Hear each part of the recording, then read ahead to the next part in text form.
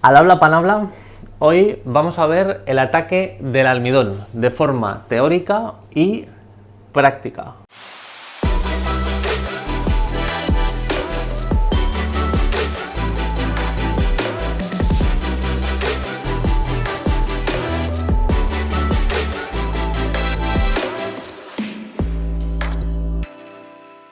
Bueno, vamos al lío. Este vídeo lo he querido hacer básicamente porque el otro día hice una prueba de pan de trigo blanco con las cortezas de la rebanadora escaldadas, ¿vale? Yo pensaba que iba a salir muy bien, hice un pan muy grande de 3 kilos, bastante chulo visualmente, pero ojo, aquí lo tenemos un trozo, ¿vale? Aquí tenemos un trocito que se ve perfectamente que tiene una veta. Fíjate, aquí abajo tiene un pedazo de veta y luego tiene un pedazo de hueco. Y hacía muchísimo tiempo que no me pasaba el ataque del almidón. Y dije, bueno, vamos a ponernos a investigar un poquito. He hecho algunas investigaciones relativamente sencillas y os voy a contar un poco qué es lo que pasa, de qué se compone un grano. Vamos a ir luego a qué pasa de ese grano, la relación que hay entre todos los compuestos que hay, y vamos a ver por qué pasa en el horno, porque el ataque de almidón pasa en el horno. Pero primero vamos a la teoría. Un grano que tengo aquí, por ejemplo, aquí tengo espelta integral. Un grano se compone de, bueno, vamos a decir 4 cosas, ¿vale? Vamos a decir 4 cosas, pero estéticamente y físicamente son 3. Una sería el salvado, ¿no? Una capa protectora de todo lo que hay dentro. Dentro hay se encuentra el endospermo y el germen. El endospermo básicamente es el almidón, el alimento que va a dar al cereal para aguantar toda la temporada hasta que vuelva a germinar. Y el endospermo es pues esa potencia de alimento que va a necesitar para cuando germine.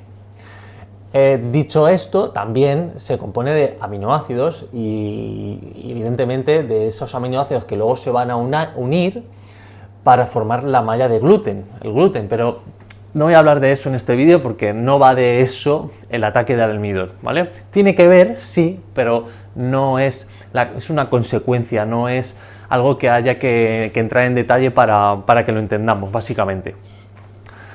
Vamos a resumir un poco de qué se compone el endospermo, el almidón. El almidón tiene azúcar, ¿vale? Hay un 20% aproximadamente que son como azúcares simples, los monosacáridos. Un 20%. Ese es el azúcar que necesita las levaduras y las bacterias, la masa madre, ¿vale? Este vídeo está enfocado para masa madre. El ataque de almidón suele pasar con masa madre, suele pasar, sobre todo con centeno integral también.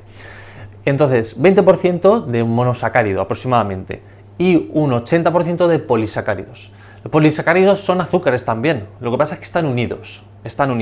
Si aquí cogemos una cuerdecita, esto sería un monosacárido, pero si a la cuerdecita empiezo a hacer nudos con otros trozos de cuerda, los voy a unir, ¿no? Es una cuerda, los voy a unir y van a ser policuerdas, polisacáridos, ¿vale? Entonces, también incluso hay ramificaciones que no son lineales, que son lineales y ramificaciones de las uniones, ¿vale? Y esas son incluso más complejas también.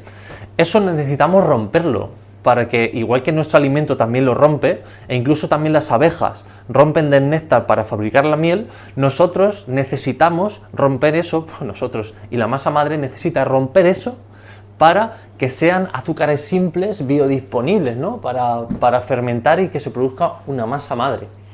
Eso se produce de forma natural, ¿vale? Eso no hace falta añadir nada a una masa para que se corte. Eso son las enzimas las que lo van a cortar. La maltasa, por ejemplo, por decir un nombre, ¿vale? Pero tampoco hay que ponerse con tecnicismos en el vídeo. Simplemente es para que comprendamos que dentro de un fermento, como no haga trabajar de la forma más cómoda posible a las enzimas, no van a poder fermentar. No va a poder fermentar de la forma más correcta la masa para hornearse. Puede fermentarse poco o incluso puede fermentarse mucho, como el ataque del almidón. Las harinas que más propician, como ya he dicho antes, el ataque del almidón son centeno, normalmente, o harinas que tengan mucha enzima, mucho poder enzimático, pero normalmente es el centeno integral.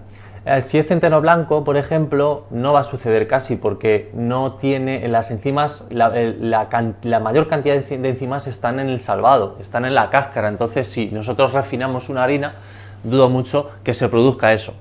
Entonces, vamos a explicar por qué, o sea, no por qué y cómo y dónde se produce el ataque del almidón, ¿vale? ¿Por qué, cómo y dónde? Yo aquí tengo una masa fermentada. La tengo en un punto que yo creo que es óptimo, ¿vale? Yo la tengo en un punto de fermentación aireado, está muy hidratadita y yo quiero hornear, ¿vale? Yo meto el pan en el horno. En los primeros 20 minutos la masa va a pasar de ser una masa fermentada a ser una masa gelatinizada, ¿vale? Va a pasar a ser una masa con miga, de masa a miga. Hasta los 60, cuando llega a los 60 grados, ahí es donde ya se produce, se hace ese proceso a partir de los 60, 65, 70 grados.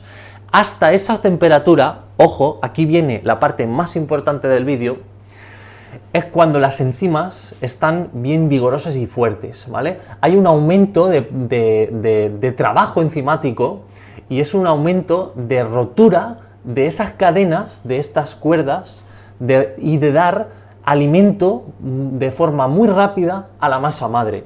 Entonces, ese proceso desde que entra la masa, que es la que tengo, hasta que pasan los primeros 20 minutos, que es cuando ha superado los 60 grados, 65, 70, eso lo tengo que hacer de forma muy rápida, porque si lo hago de forma lenta en una masa que es propicia a que haga el ataque del almidón, tengo muchísimas papeletas a que me pase esto. Y sobre todo, si la masa es muy grande, con muchísima densidad y tarda mucho en entrar el calor hasta el centro, entonces poco a poco las enzimas están trabajando, empiezan a cortar, ¿y qué pasa? Que hay un colapso, ¿vale? Hay un ataque de las enzimas a los almidones, ¿vale? No es el ataque de los almidones, es el ataque a los almidones, de las enzimas a los almidones.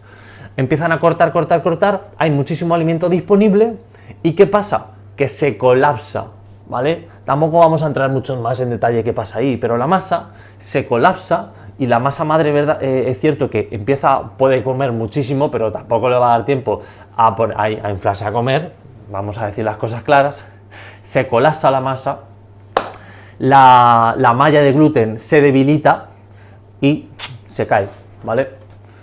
Sin más, hay mucho ataque de almidón o poco ataque del almidón, ¿vale? Hay niveles. A veces a mí me pasan en los panes que hay tiras muy finas y bueno, puede pasar, y normalmente evidentemente me suele pasar en la masa de mezcla que tiene un 33% de centeno o en la masa de centeno integral que es solo centeno integral. Entonces, vamos a recapitular, ¿vale? Cómo se puede evitar. Aquí entra en juego algo clave, que es el pH, ¿vale? pH. ¿Qué es el pH? La acidez.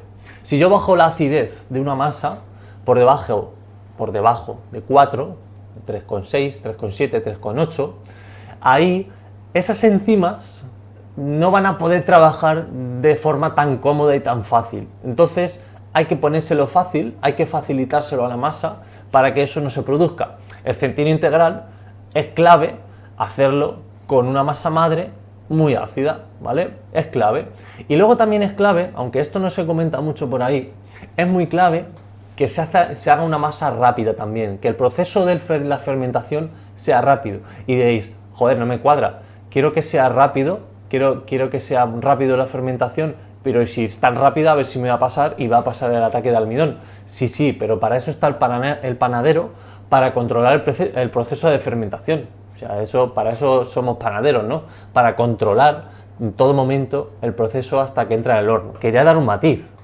Bajar el pH de forma natural, ¿vale? Usar masas madres en las masas. Si haces un pan de centeno con levadura, le puedes añadir vinagre, pero yo no te lo recomiendo. Este no es el canal para eso, ¿vale?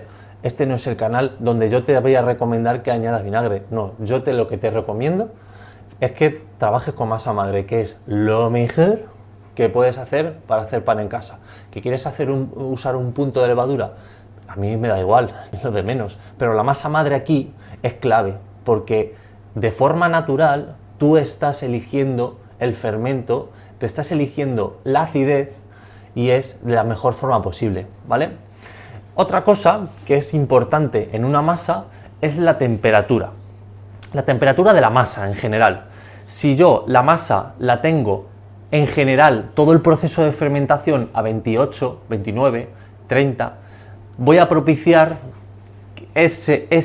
voy a fomentar que las enzimas trabajen mucho y muy bien y muy rápido. Entonces, si yo bajo por debajo de 26 o hasta 26, también puedo hacerlo. Ojo, yo he hecho cosas que no se debe hacer, sobre todo no se debe hacer porque los libros dicen que no se debe hacer, pero yo el centeno a veces, el centeno de la amasadora lo saco a 31 grados, 32, pero ¿qué pasa? Que yo en el obrador tengo poca temperatura, entonces va a bajar paulatinamente y al cabo de 2 horas está a 26 o 25 grados. Entonces, ¿se pueden hacer excepciones? Sí, pero sí, como siempre, y antes he dicho, controlando en todo momento qué está haciendo el panadero. Ahora, si ya tienes controlada esa temperatura, ahora es el momento del horno. Si he dicho que hay un periodo de tiempo en el que la masa entra y sube de temperatura hasta los 60, 65, 70 grados, aquí entra en juego el poder del calor. Yo ahora mismo tengo, y ahora ya nos vamos a manchar un poquito las manos, yo ahora mismo tengo aquí un horno a 260 grados. Lo tengo a tope. Bueno, a tope no, pero lo tengo a casi tope. Es una temperatura muy fuerte. Es un horno, un infierno, donde la masa, en breve, en el menor tiempo posible, va a llegar a los 60-70 grados. Si yo lo tuviera a 200 grados, va a llegar más tarde, porque hay un calor inicial menor. No puedes poner el horno a 400 grados, no estamos hablando de la máxima que puedas, estamos hablando de buscar un equilibrio, estamos hablando de que de repente entre en un contacto tan caliente y sobre todo desde abajo que le produzca tal temperatura que llegue lo antes posible a los 65 grados a la gelatinización de la masa. ¿Ok? Esta es para mí la clave y el gran error que cometí aquí. Era una masa de 3 kilos, la metí abajo en el horno, que hace todavía menos calor, a 200 grados recién haber sacado pan, y ahí es donde creo que cometí el gran error. Esta masa ya veremos a ver qué pasa. Ya veremos. Hay que aclarar algo sobre esta masa que tenemos en la mesa. Esta masa es de trigo blanco con corteza de la rebanadora. Corteza de la rebanadora, eso es caramelo, eso es cortezas tostadas, por lo tanto también vale de ejemplo para este vídeo, pero normalmente te va a pasar con centeno integral. Esta masa ha salido de la nevera porque la he bajado un poquito de temperatura porque iba muy rápido y me tenía que ir. Es que aparte de panadero y youtuber también tengo vida, entonces he tenido que salir, la he metido en el frío y le he metido un golpecito de frío. La masa yo creo que la tengo idónea para hornear. Voy a coger cuchillito, en este caso voy a coger este, estoy de pruebas también, con cuchillitas, vale. Vale, la masa tiene un tono bastante bueno, yo pensaba que iba a ser así, pero sí, esto tiene una pinta espectacular. Vale, voy a hacer un rombo, ¿ok?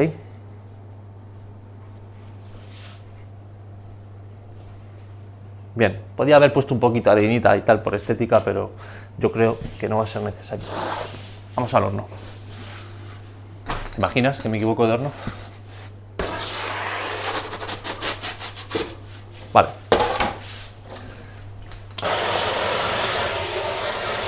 Estas son cosas técnicas. Hay poca masa, el horno es grande. Le meto un buen chute de vapor. Vale, y voy a bajar a 210 o 220, la resistencia se ha apagado, entonces ahora entra en el infierno. Dicho esto, aquí acaba este vídeo, porque si quieres ver cómo acaba esta hogaza, vas a ver el vídeo siguiente donde te explico el proceso completo que he hecho en la segunda prueba de una masa de trigo blanco con las cortecillas de la rebanadora. Espero que te haya gustado una explicación breve, porque es muy breve, porque esto es un mundo muy complejo, del ataque del almidón. Espero que te haya gustado, lo he intentado explicar de la forma más práctica y que lo hayas entendido lo mejor posible. Suscríbete al canal y nos vemos en el próximo pedazo de vídeo. Chao.